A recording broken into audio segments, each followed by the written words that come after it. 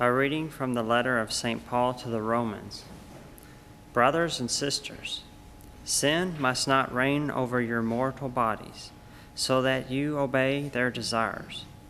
And do not present the parts of your bodies to sin as weapons for wickedness, but present yourselves to God as raised from the dead to life, and the parts of your bodies to God as weapons for righteousness. For sin is not to have any power over you, since you are not under the law but under grace. What then? Shall we sin because we are not under the law but under grace? Of course not. Do you not know that if you present yourselves to someone as obedient slaves, you are slaves of the one you obey, either of sin, which leads to death, or of obedience, which leads to righteousness? But thanks be to God that although you were once slaves of sin, you have become obedient from the heart to the pattern of teaching to which you were entrusted. Freed from sin, you have become slaves of righteousness. Verbum Domini.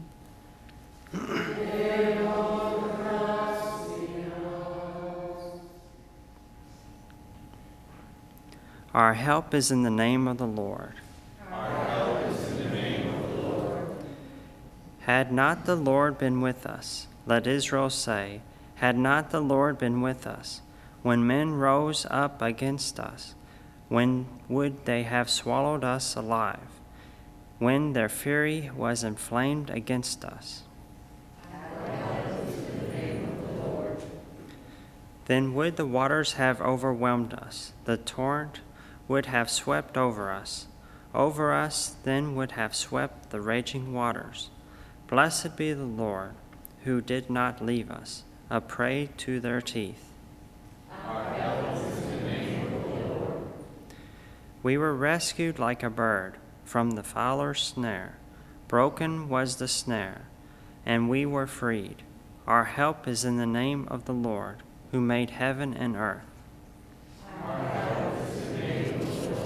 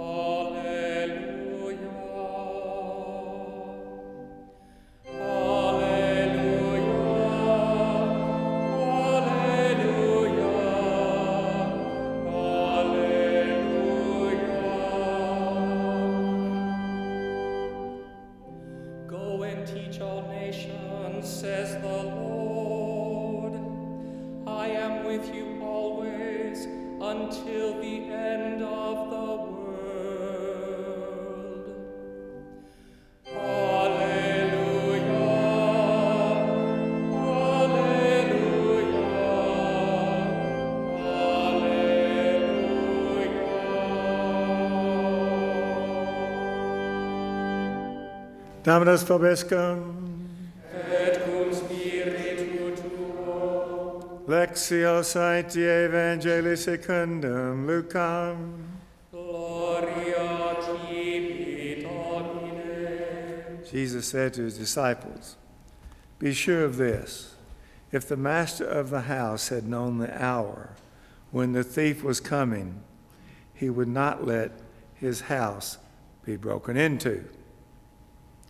You also must be prepared, for at an hour you do not expect, the Son of Man will come." Then Peter said, "Lord, is this parable meant for us or for everyone?" And the Lord replied, "Who then is the faithful and prudent steward, whom the master will put in charge of his servants to distribute the food allowance at the proper time? Blessed is that servant whom his master on arrival finds doing so. Truly I say to you, he will put him in charge of all his property. But if that servant says to himself, my master is delayed in coming, and begins to beat the men servants and the maid servants, to eat and drink and get drunk, then that servant's master will come on an unexpected day and at an unknown hour, and will punish the servant severely and assign him a place with his unfaithful servants. That servant who knew his master's will, but did not make preparation nor act in accord with his will, shall be severely beaten. And the servant who was ignorant of his master's will, but acted in a way deserving of a severe beating, shall be beaten only lightly. Much will be required of the person entrusted with much, and still more will be demanded of the person entrusted with more. Verbum Domini. Laus tibi Christe.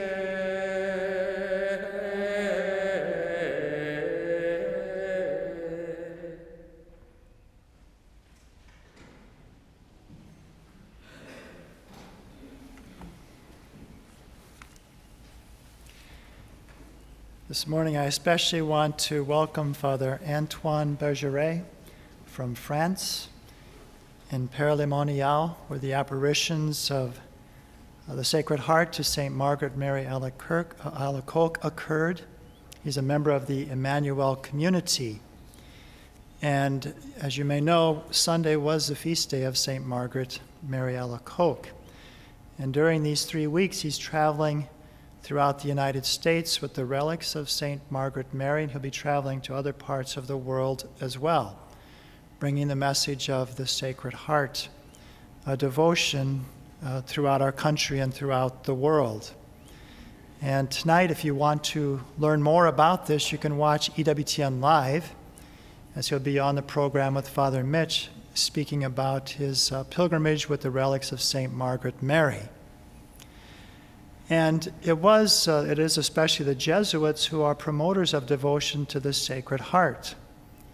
One of the reasons being is that the spiritual director of St. Margaret Mary was himself a Jesuit, St. Claude de Colombier.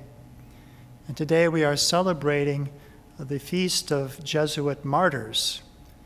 It was during the lifetime of St. Margaret Mary that today's martyrs set out from France to New France, which was northern United States and Canada, to travel there as missionaries in the mid-1600s. And they would evangelize the Native American peoples, especially the Huron and Iroquois tribes. And they endured many, many hardships, and eventually their own martyrdom. Most of them had the opportunity or traveled back to France after they had gone there for a time to New France in North America, and they could have stayed in France. They were celebrated as heroes. They were celebrated as martyrs. Isaac Jogues returned with his hands mutilated because of the tortures that he had undergone. And in fact, it would take a special permission of the Pope to allow him to celebrate Mass. But the Holy Father at the time, Pope Urban VIII, said it would not be fitting for a martyr of Christ not to receive the blood of Christ. And so he was granted permission to celebrate Mass with his mutilated hands. But he returned then back to North America, where he suffered his own martyrdom in Auriesville, New York, where Blessed Kateri Tekakwitha was born. So the blood of martyrs is the seed of Christians. But to learn something of the courage of these men, And certainly this is something that we who are men in today's world need to take to heart, to follow the example of the courage of these men. We heard in today's gospel our Lord talking about two different types of stewards. And we can think that there are two different ways that we can exercise authority. One way to exercise authority is that I am the supreme authority here. Okay, and I can abuse whoever is under me, the men servants and the maid servants. They are my pawns to be used for my advantage. And that this life then is for my own self-indulgence.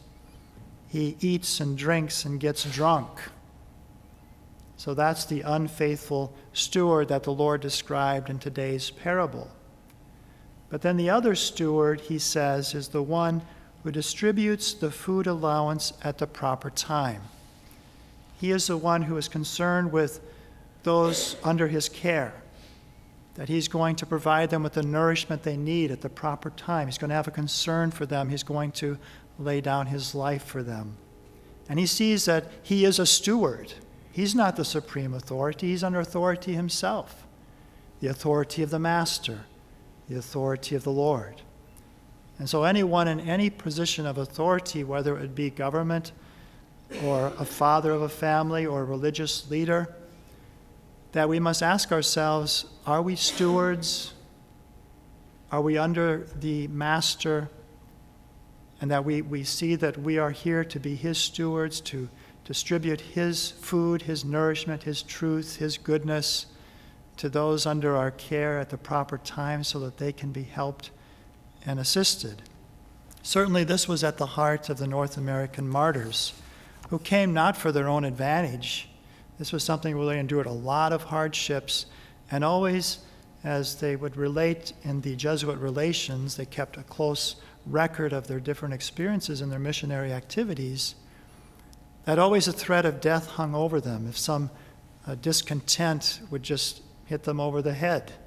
Maybe they would get blamed because there was a drought or there was some tragedy that happened. And so some discontent could just take their life at any instant. But listen to some of the words of John de Brebeuf in a letter that he wrote to France. And this is a famous instruction of his for those who were to come to the Huron missions. This was written in 1636. He said, "When you reach the Hurons, you will indeed find hearts full of charity. We shall receive you with open arms as an angel of paradise. We shall have all the inclination in the world to do you good. But we are so situated that we can do very little. We shall receive you in a hut so mean that I have scarcely found in France one wretched enough to compare it with. That is how you will be lodged. Harassed and fatigued as you will be, we shall be able to give you nothing but a poor mat, or at most a skin, to serve you as a bed. And besides, you will arrive at a season when miserable little insects that we call here tuhak, fleas, will keep you awake almost all night. And this petty martyrdom, not to speak of mosquitoes, sandflies, and other like vermin, lasts usually not less than 3 or 4 months of the summer." And then he says of the winters, for 5 or 6 months you will spend in almost continual discomforts from excessive cold and smoke from the fire that kept them warm. He said you could hardly read your breviary because of the density of the smoke. So this is what they would have to look forward to if you're going to come as a missionary to this land. But then he closes of what a true missionary would say in response to all of these hardships that he faces. The true missionary would respond, "But is that all?" Someone will exclaim. "Do you think by your arguments to throw water on the fire that consumes me and lessen ever so little the zeal I have for the conversion of these peoples? I declare that these things have served only to confirm me the more in my vocation, that I feel myself more carried away than ever by my affection for New France and that I bear a holy jealousy toward those who are already enduring all these sufferings. All these labors seem to me nothing in comparison with what I am willing to endure for God. If I knew a place under heaven where there was yet more to be suffered, I would go there. And then he answers, Ah, whoever you are to whom God gives these sentiments and this light, come, come, my dear brother. It is workmen such as you that we ask for here. It is to souls like yours that God has appointed the conquest of so many other souls whom the devil yet holds in his power. It's said that nations, when they try to come up with the origins of their own history, they will create a myth of great heroes. But the beginnings of the faith in our own land, we don't need to create these myths, because we see the courage of these North American martyrs. Now, Archbishop Gomez, who is the Archbishop of Los Angeles, he's written often on the virtue of courage, and he wrote a book called Men of Brave Heart, The Virtue of Courage in the Priestly Life. And in an interview he did, he was speaking about courage. This was actually the theme of his doctoral thesis. And he kind of summed it up in just 2 sentences. What is courage? He said, you know what the real meaning of courage is? He said, leaning forward with a smile. It is not an aggressive virtue at all. It is the virtue of remaining steadfast, especially in the face of great difficulty. It is the virtue of setting your will firmly toward the good, whatever may come. Setting your will toward the good. I'm not going to let go of it. I'm not going to release my goal of the good, of truth, of genuine love. Whatever may come, I'm going to remain steadfast in clinging to what is truly good. There's a quote from Jean Vanier, another Frenchman. We have a lot of Frenchmen today. And Jean Vanier started the L'Arche communities. And here's what he said. He said, when I despair, I remember that throughout history, the way of truth and love has always won. There have been tyrants and murderers, and for a time they can seem invincible. But in the end, they always fall. Think of it always, whenever you are in doubt, that that is God's way, the way the world is meant to be. Think of that, and then try to do His way. So murderers and tyrants, they've always been a part of human history, but they always fall. They never endure. They never last. In Robert Barron's New Catholicism series that he did, in the first episode, he has some video of the conclave, the end of the conclave that elected Pope Benedict to the papacy. And in the balcony after the election, there stands Francis George, Cardinal Francis George, and he's looking off in the distance, and he's smiling, and he's pondering, and he's smiling.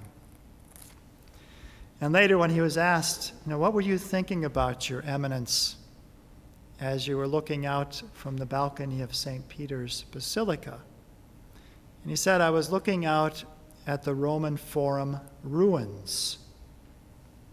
And I was thinking to myself, there is no successor of Caesar,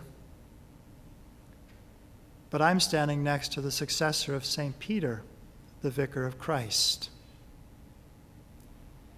See, God created everything out of love, out of the superabundance of His goodness.